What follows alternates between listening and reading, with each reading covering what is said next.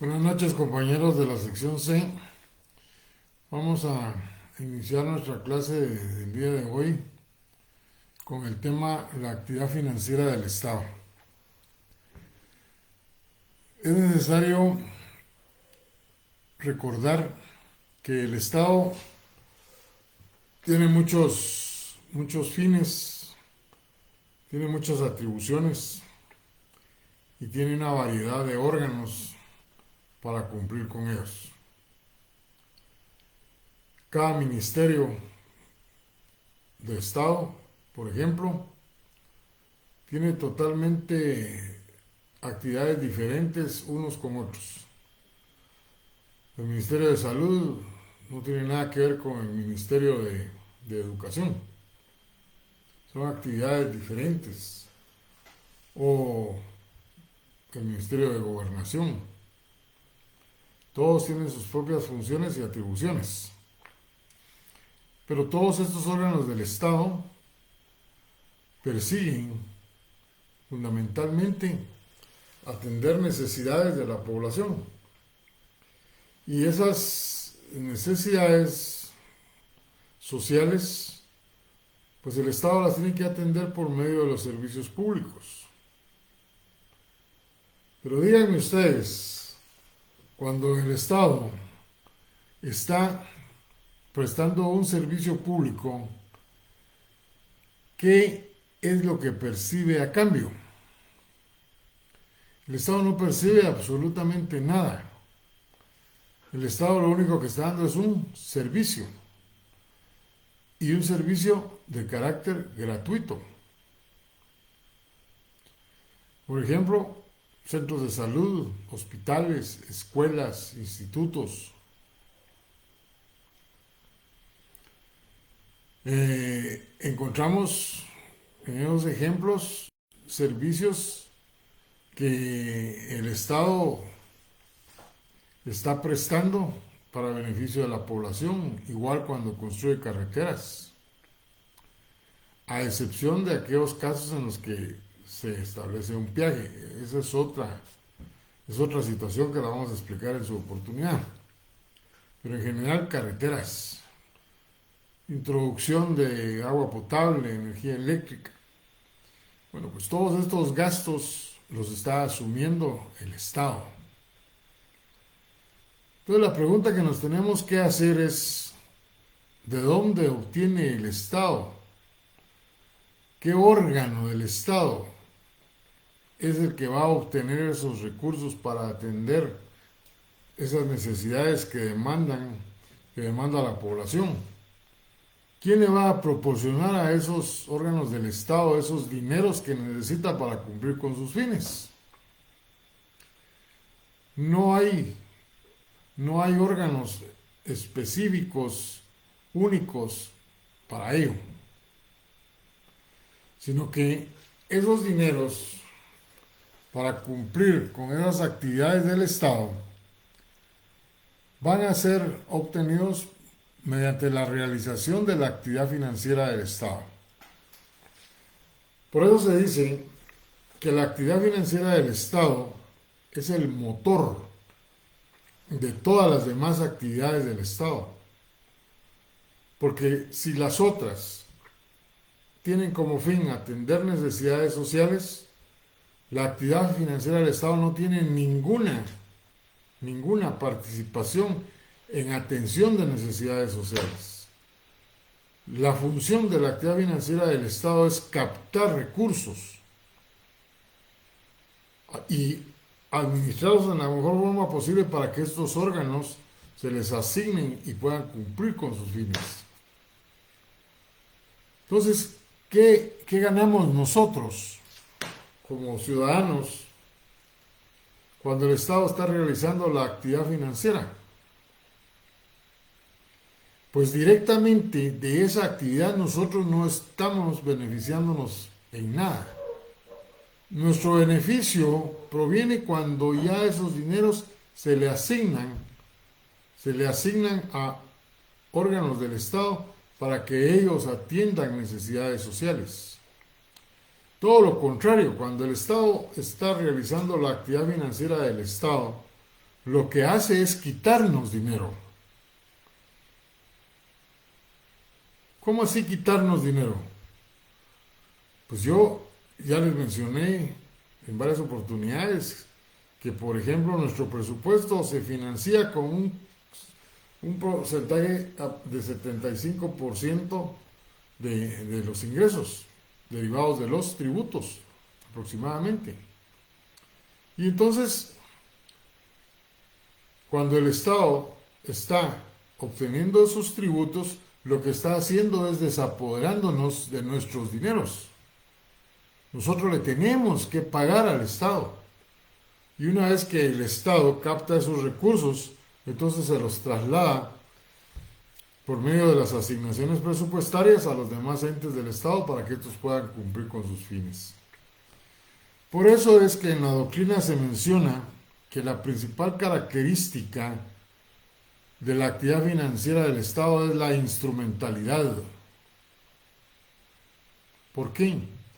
Porque la actividad financiera del Estado actúa como instrumento para que todas las demás entidades del Estado, las demás actividades del Estado se puedan cumplir.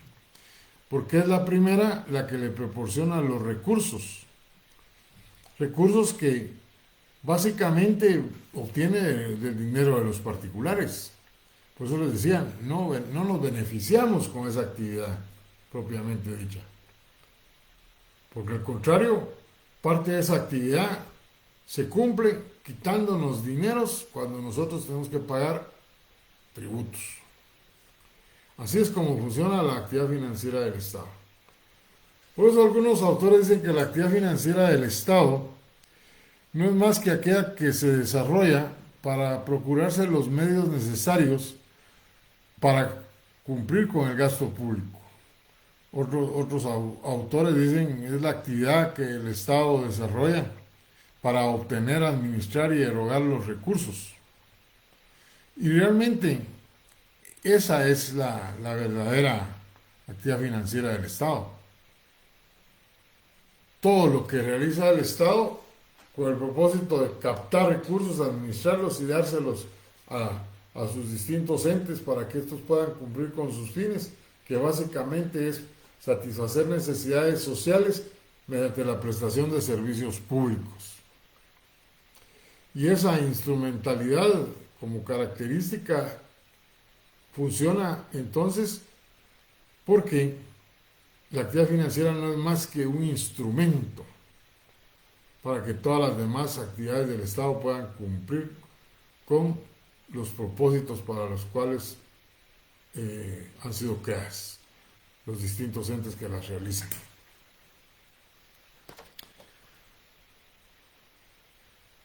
La naturaleza de la actividad financiera del Estado, o sea, la esencia de esa actividad, se analiza desde tres aspectos.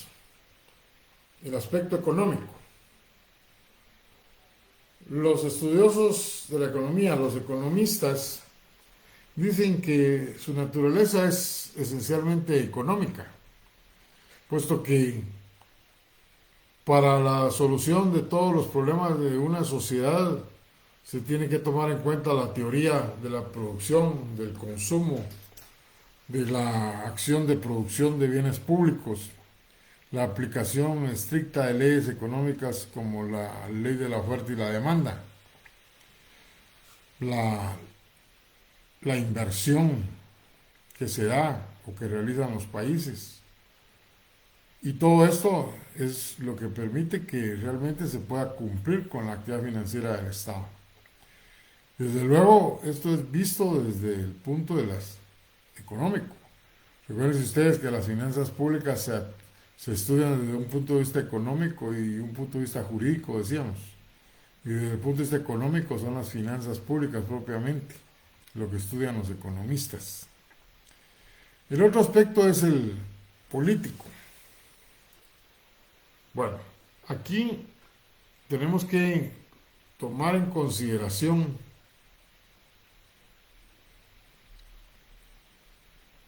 cómo los estudiosos de la ciencia política analizan el desenvolvimiento de la actividad financiera del Estado. Y ellos dicen que no se puede ocultar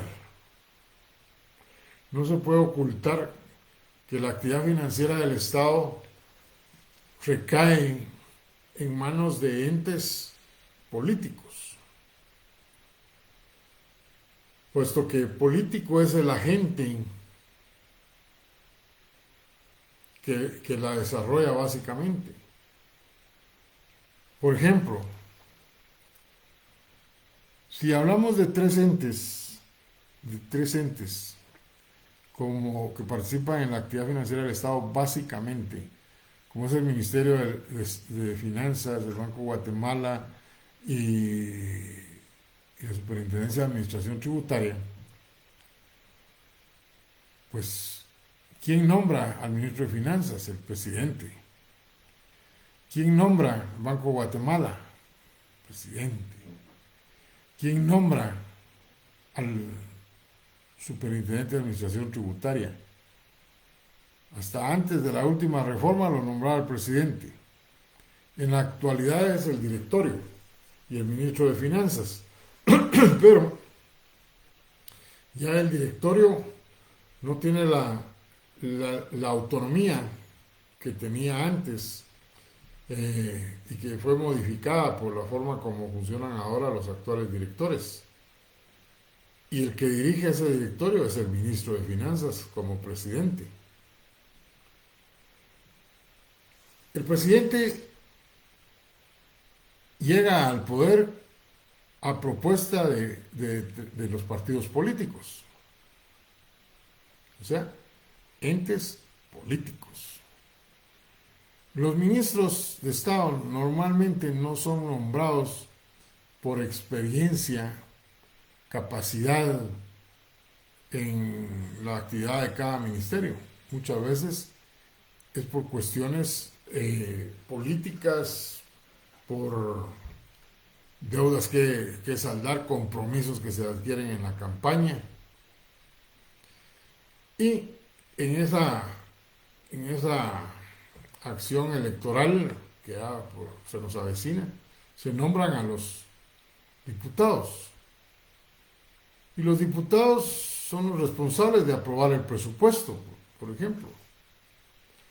Si bien es cierto, son técnicos los que lo preparan, es el Congreso con diputados los que finalmente lo aprueban como llega, o lo modifican, o sencillamente no lo aprueban. Al igual que leyes tributarias, las aprueban o no las aprueban o las modifican, pero es el Congreso, un ente eminentemente político. Y entonces, para ellos, toda la base económica sobre la que se desarrolla la actividad financiera del Estado, lo social y lo jurídico queda supeditado totalmente, queda subordinado al aspecto político. El otro aspecto es el que defienden los sociólogos, o sea, el sociológico. Para estos estudiosos, el aspecto sociológico es el principal, es donde se funda su naturaleza de la actividad financiera, por el hecho de que es la sociedad la que determina cómo se va a desarrollar la actividad financiera del Estado. La sociedad organizada, los grupos sociales, los grupos de presión, actos como las huelgas, los paros. Incluyamos ahora actos ilegales como la toma de carreteras, pero que son formas de presionar al gobierno para que atienda determinadas necesidades y que esas necesidades, para atenderlas, implican la asignación de recursos que posiblemente no tiene el Estado, pero los tiene que encontrar o buscar para poder atender esas necesidades y poder volver al desarrollo normal tanto de la economía como de la actividad financiera del Estado. O sea, la clase gobernante en un momento dado se ve incidida por la sociedad.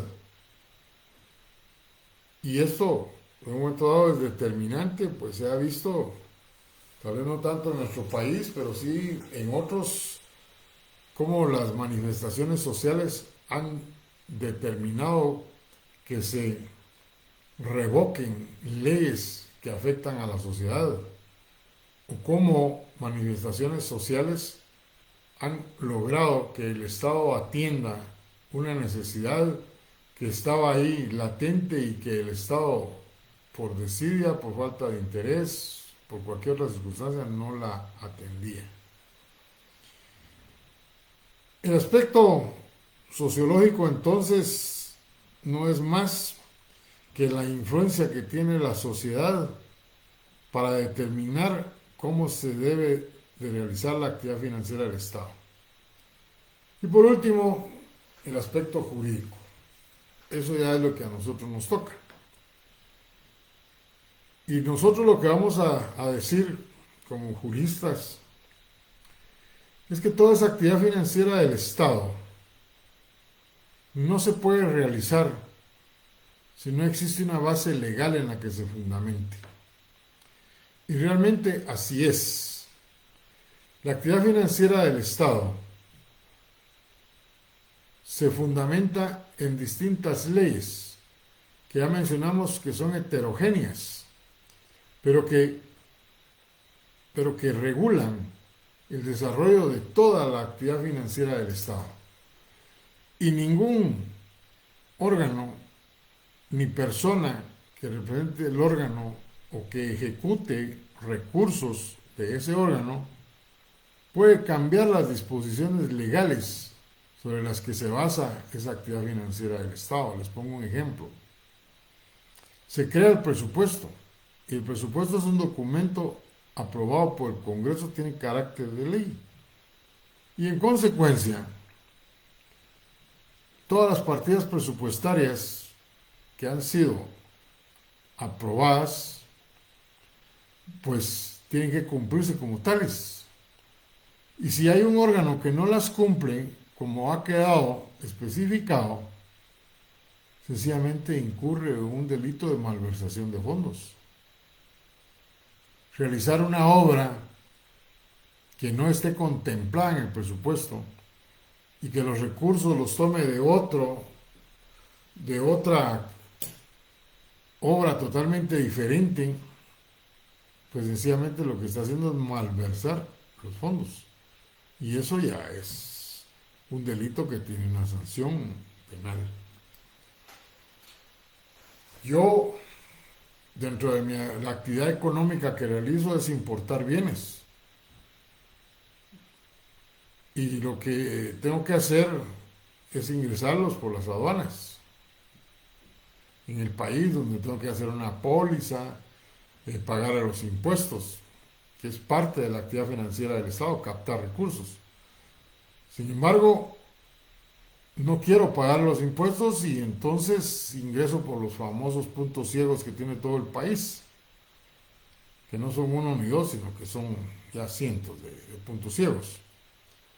Pero al hacer eso, estoy incurriendo en un delito de contrabando. Y desde cualquier ángulo que se analice, incumplir con las disposiciones legales sobre las cuales se basa la actividad financiera del Estado puede acarrear sanciones pecuniarias o sanciones de privación de libertad. Sin embargo, Sergio de la Garza, en su obra Derecho Financiero, es todo un tratado, él dice, no acepta que la actividad financiera del Estado se trate de forma separada. Él concluye que todos estos aspectos están debidamente concatenados, que no puede existir uno sin el otro.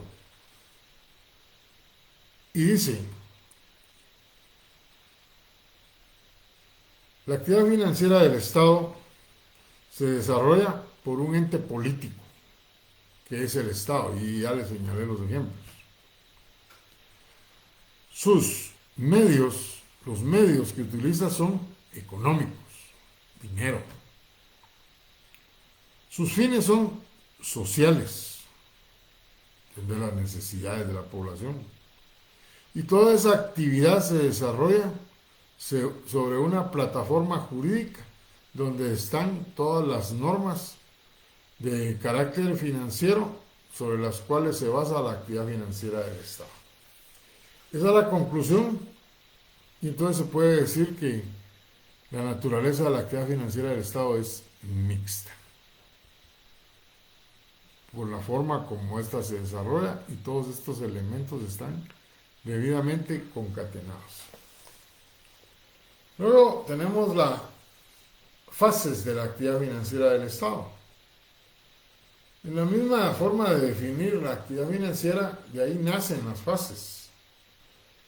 Hay 3 fases: recaudación u obtención de recursos, administración de los recursos o gestión de los recursos, y erogación o gasto de los recursos. ¿En qué consiste la primera? La obtención de los recursos.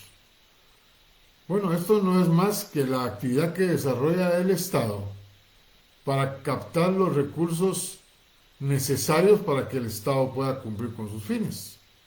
Y los recursos del Estado son de lo más variado. Ya vamos a llegar a la clasificación de los recursos públicos y ustedes se van a dar cuenta que es una gama, una variedad de recursos con que cuenta el Estado, unos más productivos que otros. Y hablando de productivos, entonces se pueden señalar 2 grandes grupos de recursos. Uno, que son los recursos tributarios, que son todos aquellos recursos que provienen de la economía de los particulares, donde el Estado actúa en base a su ius imperium, o sea, la facultad que tiene de gravar la economía de los particulares, ejerciendo el poder tributario. O sea, pago de todos los impuestos, tasas, contribuciones especiales. Y el otro gran grupo son las actividades derivadas, son todas las actividades que realiza el Estado.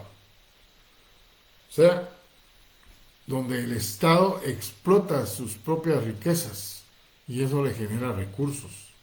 Por ejemplo, el arrendamiento de tierras, la explotación de bosques, la explotación de sus riquezas minerales, a través de las concesiones.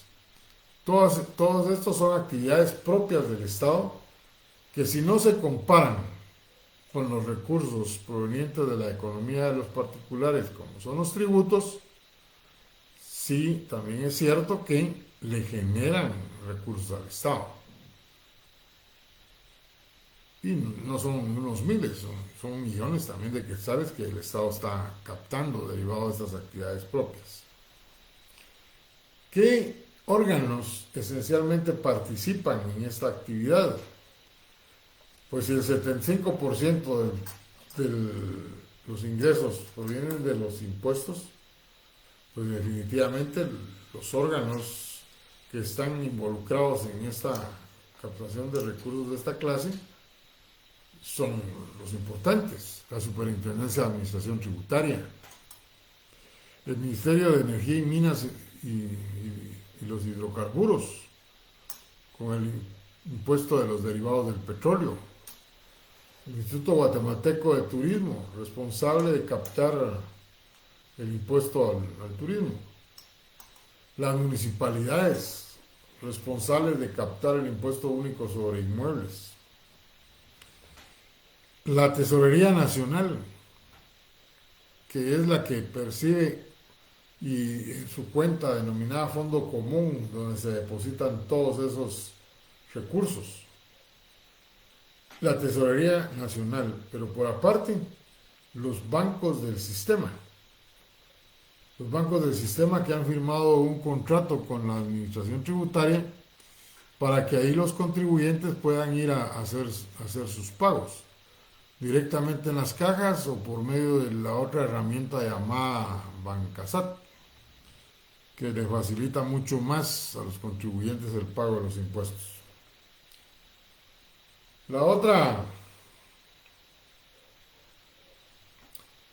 fase es la fase de administración o gestión de los recursos.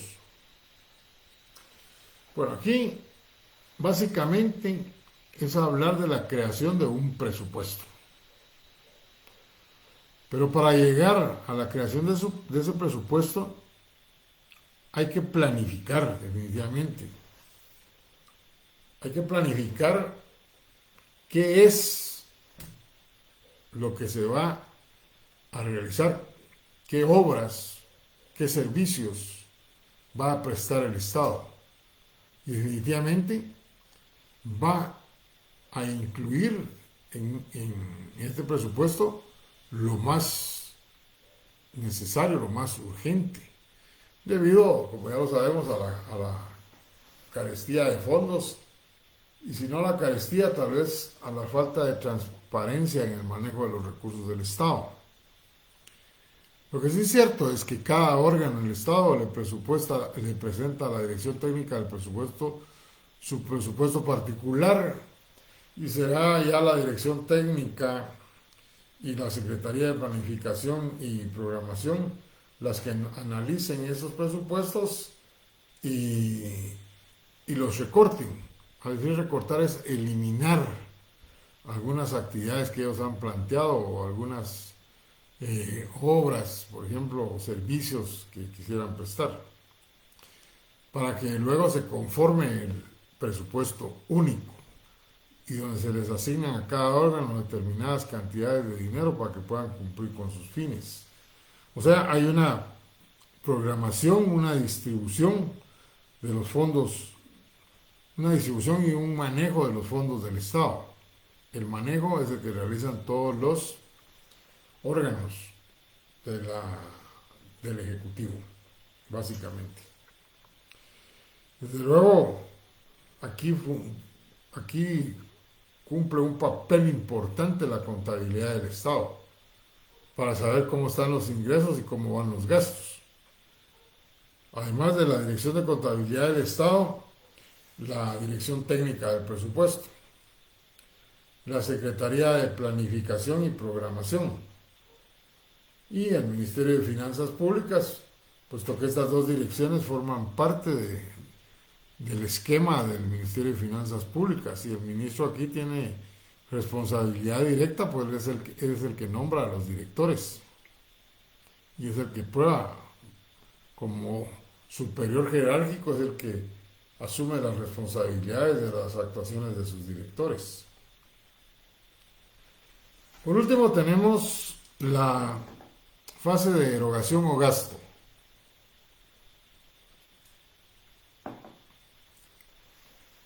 Esta fase es cuando se le asigna a cada órgano del Estado los recursos que el presupuesto ha asignado para que haga uso de ellos cumpliendo con sus fines, con la atención de las necesidades sociales, las propias necesidades.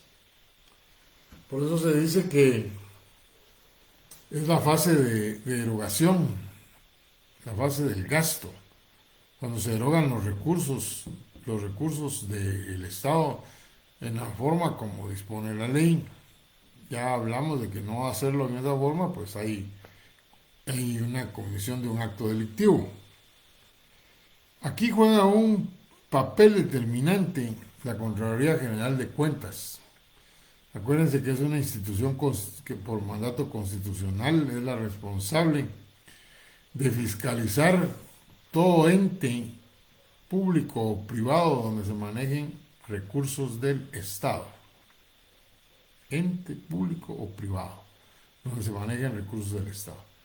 Entonces la Contraloría es la que tiene que fiscalizar a cada uno de esos órganos donde se le ha asignado recursos y que está plasmado en el presupuesto. Sigue teniendo una función esencial la Tesorería Nacional, la Dirección de Contabilidad del Estado y todos los ministerios de Estado que tienen un fin primordial con respecto a la sociedad, atender las necesidades de la colectividad. Ese gasto o esa erogación se debe de hacer plenamente en cumplimiento de lo presupuestado. No pueden cambiarlo bajo ningún punto de vista. Bueno, eso es lo que podemos hablar de la actividad financiera del Estado. Pasemos ahora a analizar los recursos públicos. Ya les dije que los recursos públicos son todos los ingresos que tiene el Estado de bienes, que pueden ser bienes muebles o inmuebles. Todas las formas que el Estado tiene de obtener medios que le permitan cumplir con sus fines. Y esos bienes pueden ser bienes muebles o inmuebles. Hay una definición de Giuliani von Rush que él dice que son todas las entradas que obtiene el Estado, todas las entradas que obtiene el Estado. Pero hace énfasis al señalar preferentemente en dinero. O sea, hay otras formas de captar recursos que no sean en dinero. Y sí, las donaciones, por ejemplo. El Estado, yo en el diario oficial constantemente leo acuerdos gubernativos del Ministerio de Finanzas, que es el ente obligado a aceptar las donaciones según la ley orgánica del presupuesto, donde acepta la donación de un bien inmueble o de bienes muebles como maquinaria para el Ministerio de Comunicaciones, por ejemplo. Esas donaciones son consideradas recursos. Pero cuando él dice preferentemente en dinero, se está refiriendo también al pago de impuestos. Los impuestos se cobran para que los paguen en dinero, porque el Estado las obligaciones que tiene las tiene que cumplir en dinero. Sin embargo, hay países que los impuestos no los cobra en dinero, no exige el pago en dinero, sino que lo exige en especie. México, para no ir tan lejos,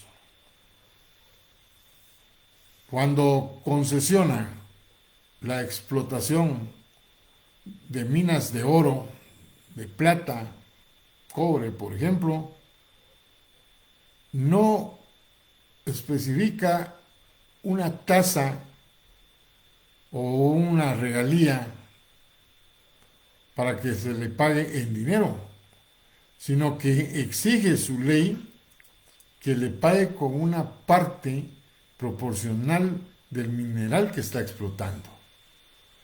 Y tiene una lógica. El peso mexicano constantemente fluctúa con respecto al dólar y al euro, que son las dos monedas de divisas con las cuales nos relacionamos, tanto ellos como nosotros. Y entonces, ante esa fluctuación, y que muchas veces afecta al Estado, en este caso el mexicano, dice, no me paguen en dinero, páguenme en especie. La explotación del oro, tantas onzas de oro, equivalente a tantos pesos mexicanos. Obtiene oro que va a poder comercializar en los mercados internacionales, dependiendo de la fluctuación del precio de la onza de oro en esos mercados. O sea, sale beneficiado, igual que con la plata. Países como el nuestro no están a la altura de esas legislaciones. Y nosotros, cuando concesionamos a particulares para que exploten estas riquezas naturales no renovables, nos conformamos únicamente con regalías. Regalías que incluso no están acordes a los beneficios que están obteniendo las entidades a las que se les ha concesionado la explotación de los mismos. Por esa razón es que Ileana von Rush dice preferentemente en dinero, tomando en consideración que la principal fuente de recursos son los tributos, porque sabe que hay países como México, Argentina, Chile, entre otros, que la captación de recursos tributarios no son solo dinero, sino son también en especie. Dice Magalí, mexicanos, si es tan evidente que tanto mal gasto de los recursos, ¿por qué no se puede pedir que disminuya el porcentaje de tributos que estamos obligados a pagar? Puesto que sencillamente no es esa la forma, porque tantos impuestos que tenemos sobre distintos bienes o actividades, no es reduciéndolos que va a haber una mejor utilización de los mismos. Todo lo contrario, los recursos que se están captando son acordes a la situación que vivimos. Lo malo es la falta de transparencia en el gasto, y lo que habría que mejorar son sistemas de fiscalización, que la Contraloría General de Cuentas pues tenga más elemento humano para hacer más fiscalizaciones, y que no se dé ninguna clase de compadrazgo para castigar a todos aquellos que no utilicen en forma correcta los recursos del Estado. Así es como lo veo yo. Ya hubo un caso en que se redujo, cuando se modificó el impuesto sobre la renta, se derogó la ley del impuesto sobre la renta y se creó un decreto llamado de actualización tributaria, donde se incluyeron 5 leyes, y dentro de ellas la normativa del impuesto sobre la renta. Dentro de los distintos regímenes existentes, a los que están en el régimen que no es el simplificado y que grava más que todos los que tienen grandes producciones, la industria, el comercio, se les rebajó de un 31% que existía antes como tasa impositiva a un 25%, sobre la base de que iban a tributar más, que iban a haber más impuestos, porque lo que no le estaban pagando, dejaban de pagar al Estado, lo iban a utilizar para producir más, y entonces iba a haber más contratación de mano de obra, etcétera. Y eso no fue cierto, no se cumplió. Sin embargo, nos quedamos recibiendo el 25% únicamente como tasa impositiva en ese régimen del impuesto sobre la renta. Volviendo a nuestro tema de los recursos públicos, encontramos que el recurso público debe tener ciertos elementos, como la existencia de un sujeto activo, que es el Estado dentro de la economía pública. La riqueza que el Estado recibe en forma coactiva derivado de los tributos. La autorización para captar las riquezas, que tiene que estar basada en leyes que previamente han sido aprobadas. La aplicación de toda esa riqueza que obtiene el Estado para satisfacer las necesidades sociales.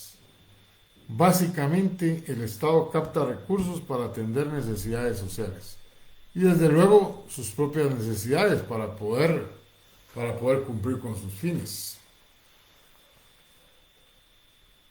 Refirámonos ahora ya a la primera clasificación de los recursos públicos.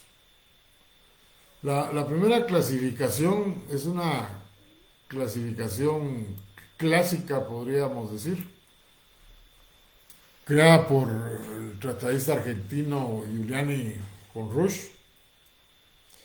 Y él dice que los recursos públicos se pueden analizar desde dos puntos de vista, el objetivo y el subjetivo.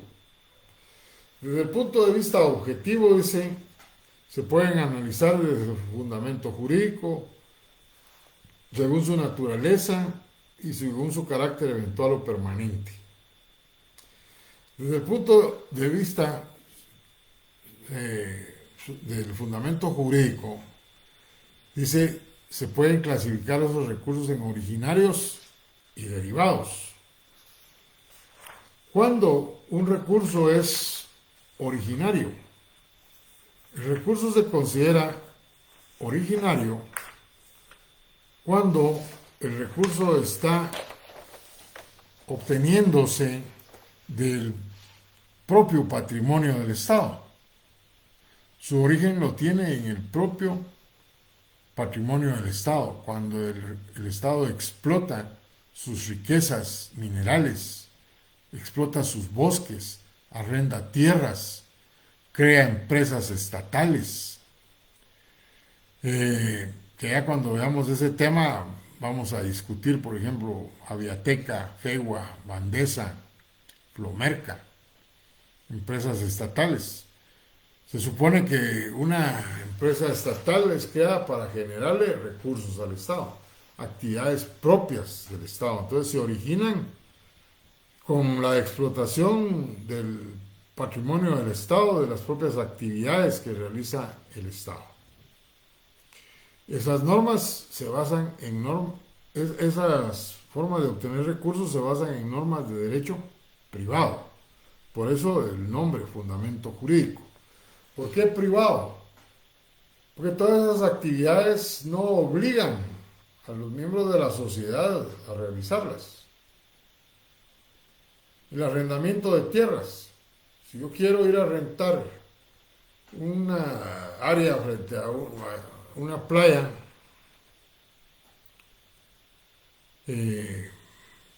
las Lisas o algo más cercano como Tahuesco, Tulate, pues voy a OCRET y presento mi solicitud. Pero yo ya tengo conocimiento de cuánto es lo que han pagado otras personas en esa área, en base a los metros cuadrados. Y de repente OCRET me dice, no, son tantos miles más. Pues sencillamente eso ya afecta a mis intereses y desisto del arrendamiento. Igual, cuando es una empresa estatal, si me conviene más utilizar una empresa privada, utilizaré la empresa privada. Mientras que la otra forma, según su fundamento jurídico, son los derivados. Los recursos derivados son aquellos que se obtienen de la economía de los particulares. Y estamos hablando propiamente de los tributos. Cuando el Estado actúa en base al jus imperium con el cual se encuentra investido. O sea, cuando hace uso de esa facultad que le otorga el poder tributario, gravando la economía de los particulares mediante la creación de tributos y básicamente impuestos. Esos recursos derivados se basan en normas de derecho público. ¿Por qué? Porque acuérdense ustedes que dijimos que el derecho financiero básicamente era un derecho público.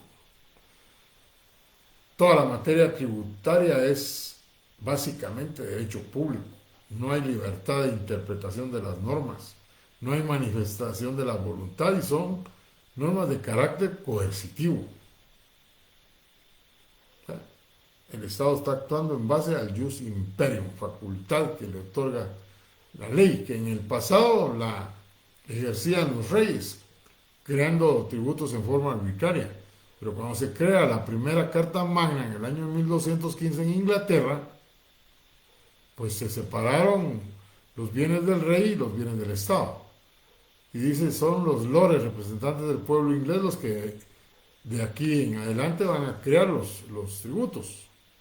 Y eso sucedió y evolucionó con la historia de la sociedad y los parlamentos, el parlamento inglés continúa creando los tributos y en nuestro país es el Congreso de la República, el que tiene la facultad constitucional única, exclusivamente de crear esos tributos.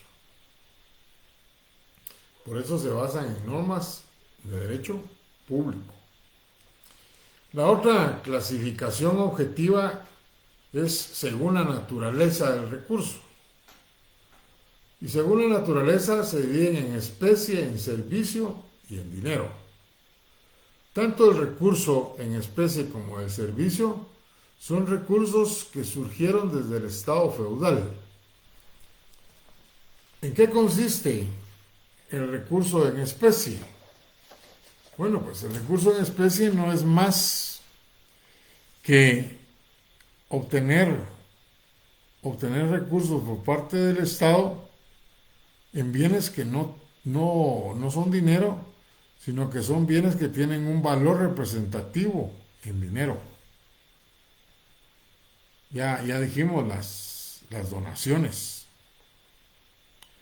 el pago de impuestos con bienes que son objeto del gravamen, la explotación del oro, plata, el cobre, como minerales preciosos, valiosos. Eso es algo que en el pasado, en el estado feudal, lo pagaban los campesinos, los siervos de la gleba, cuando no tenían efectivo para pagar. Entonces, en forma arbitraria y violenta, les decomisaban aves, semovientes, productos agrícolas. Y eso es lo que precisamente se denomina especie. En la actualidad, en Guatemala, por ejemplo, no existe el pago en especie. Imagínense ustedes que un propietario de fincas cafetaleras pretendiera pagarle a la municipalidad del Yusi con tantos quintales de café en oro en base al precio internacional que tenga el quintal. ¿Cómo haría la municipalidad para comercializar esos bienes? Aquí en Guatemala básicamente todo lo que se paga es en dinero. No hay pago en especie, ni siquiera para la explotación de esas riquezas minerales que mencionábamos. Porque aquí lo que nos pagan por esas concesiones son regalías que ni siquiera están acordes a la realidad internacional. Luego están los servicios. Los servicios no es más que poner la fuerza de trabajo al servicio de otra persona. En el estado feudal, si no tenía para pagar con dinero o en especie, ese campesino, ese siervo de la gleba, tenía que ir a prestar sus servicios a las propiedades del rey o de los señores feudales, cuestiones agrícolas o de cualquier otra naturaleza, pero poniendo su fuerza de trabajo a favor de ellos. En la actualidad sabemos que la fuerza de trabajo que se pone al servicio de otra persona tiene que ser remunerada por un salario. Como consecuencia, en los países desarrollados, en los países que ya son de una sociedad elevada, esto no existe. En Guatemala sí existió, ya en una época moderna, no podemos decir contemporánea, pero sí moderna.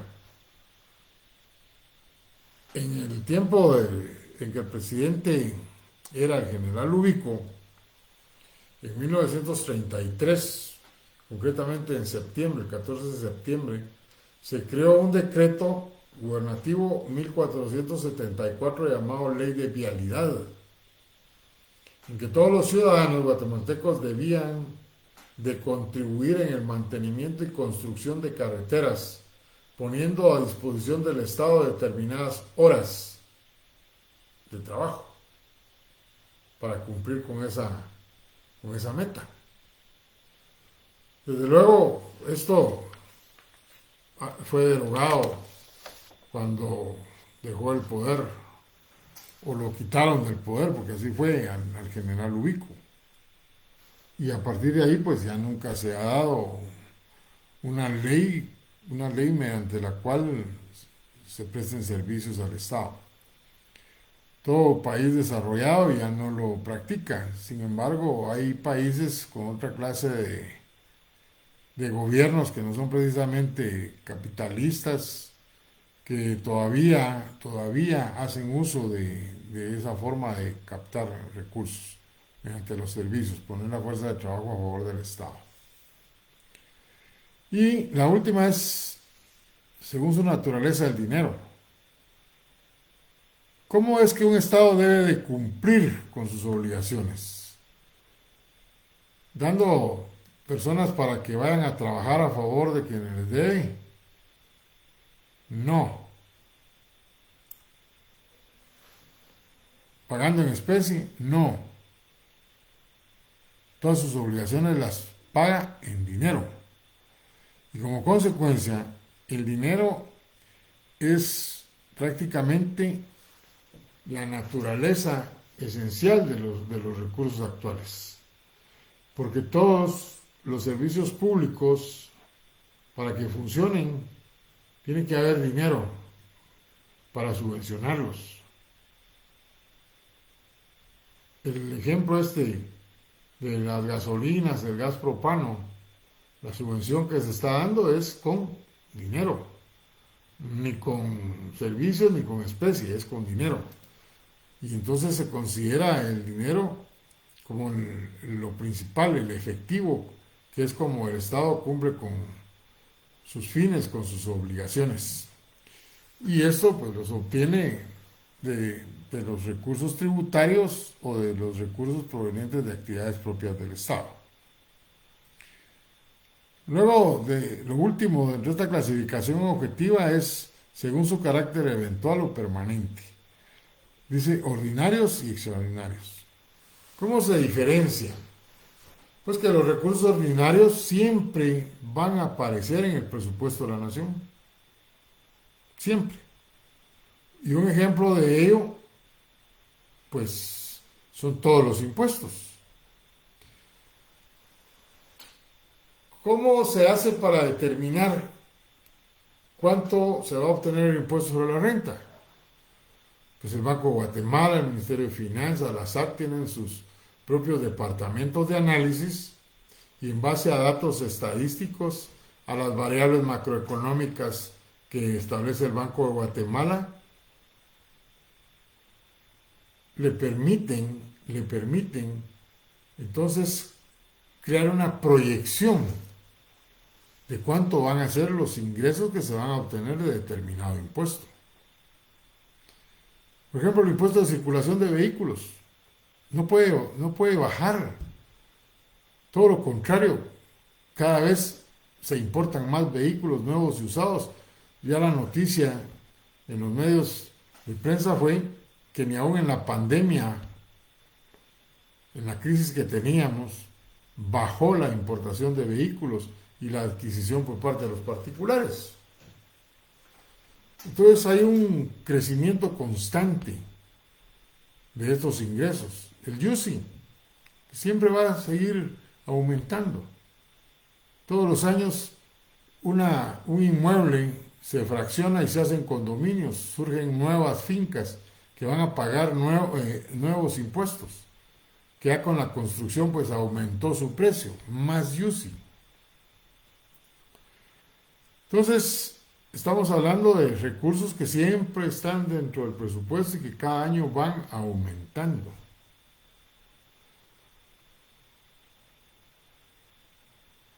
Mientras que los recursos extraordinarios Son recursos que no están contemplados en el presupuesto. ¿Por qué? Porque sencillamente surgen de necesidades ordinarias, extraordinarias. Y los ordinarios están contemplados en el presupuesto porque sirven para atender necesidades que normalmente ahí están presentes. Un ejemplo, los pagos de los sueldos de los trabajadores del Estado, la compra de medicinas para los hospitales y los centros de salud. O sea, son gastos permanentes, siempre van a estar ahí, por eso siempre están en el presupuesto. Y entonces los ingresos que se captan para atender esos gastos siempre van a estar contemplados también en el presupuesto. Los extraordinarios no.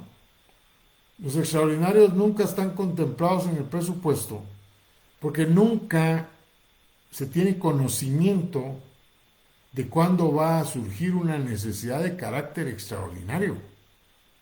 Una necesidad de carácter extraordinario puede ser proveniente de la misma naturaleza.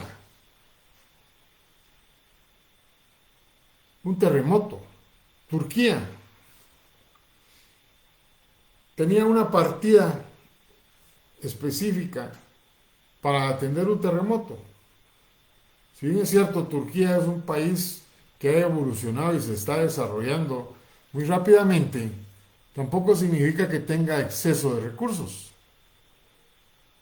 Y entonces, pues, para esta calamidad natural, no tiene los recursos y tiene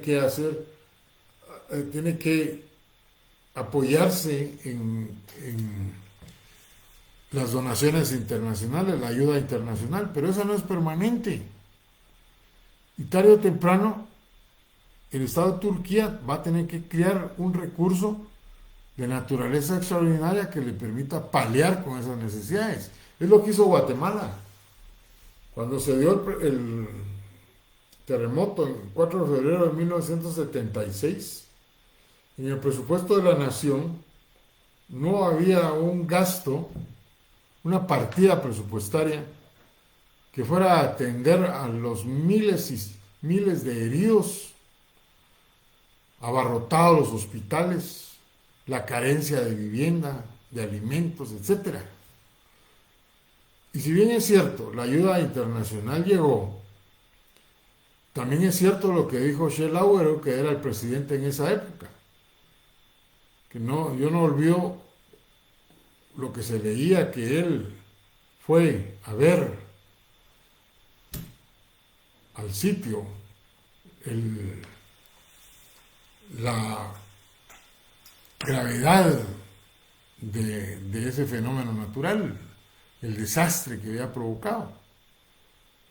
Y fue cuando dijo, no exactamente con estas palabras, pero que en el fondo eso significó, que si bien era cierto la ayuda internacional iba a permitir atender inmediatamente muchas necesidades, también era cierto que muchas de las desgracias que se habían causado con el terremoto y que habían causado nuevas necesidades no se iban a poder atender con los recursos normales y que por lo tanto era necesario crear un recurso extraordinario.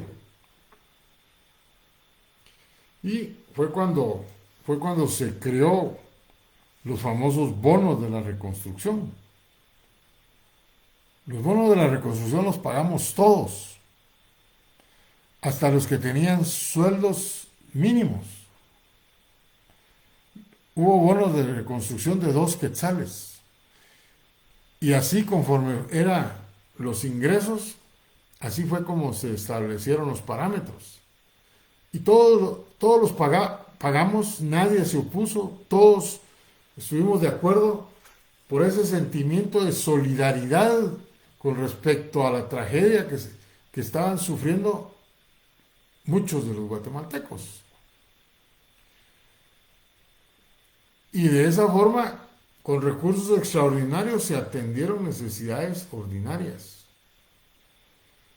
En el oriente del país, nororiente básicamente, Puerto Barrios, ha sido objeto de tormentas tropicales y que han dañado la producción, que han dañado a los agricultores económicamente, y el Estado ha tenido que salir con recursos extraordinarios, poniendo líneas de crédito en las cuales él viene a respaldar para poder atender las necesidades de estos sectores sociales.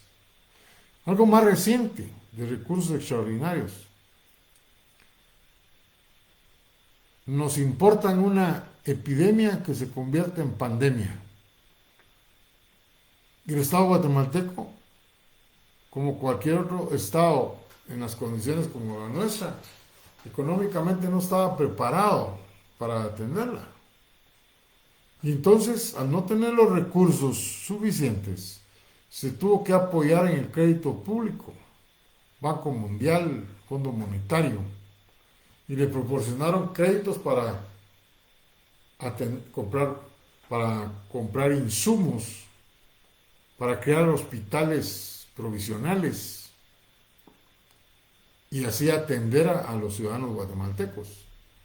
Héctor Villegas dice que el crédito público es un recurso extraordinario, que solo se debe de hacer uso de él ante necesidades extraordinarias o en caso de proyectos de inversión. Y en este caso el Estado actuó correctamente. En lo que se refiere a equipar hospitales, en lo que se refiere a la cuestión de las vacunas, pues ahí hay una discusión con respecto a las vacunas provenientes de Rusia, que se pagaron tantos millones y no existe mucha transparencia en la forma de esa negociación. Y la mayor parte de vacunas que nosotros utilizamos pues fueron provenientes de la ayuda internacional, donaciones, la mayoría. Eso es lo que podemos hablar de recursos extraordinarios.